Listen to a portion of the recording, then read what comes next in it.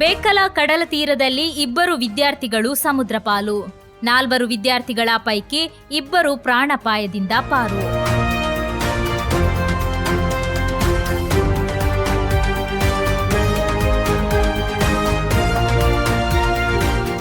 ಬೇಕಲಕೋಟೆ ಸಮೀಪದ ಪಳ್ಳಿಕ್ಕರೆ ಬೀಚ್ನಲ್ಲಿ ಭಾನುವಾರ ಸಂಜೆ ನಡೆದ ದುರ್ಘಟನೆಯಲ್ಲಿ 2 ವಿದ್ಯಾರ್ಥಿಗಳು ಸಮುದ್ರ ಪಾಲಾಗಿದ್ದಾರೆ.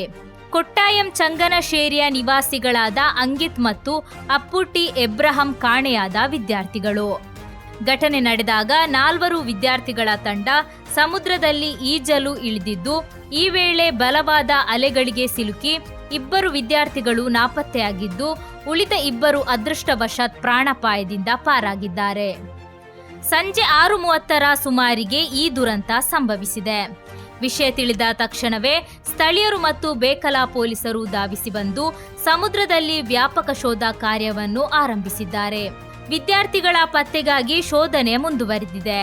ಈ ಘಟನೆಯು ಪ್ರವಾಸಿಗರ ಭದ್ರತೆಯ ಕುರಿತು ಮತ್ತೊಮ್ಮೆ ಆತಂಕವನ್ನು ಹುಟ್ಟುಹಾಕಿದೆ.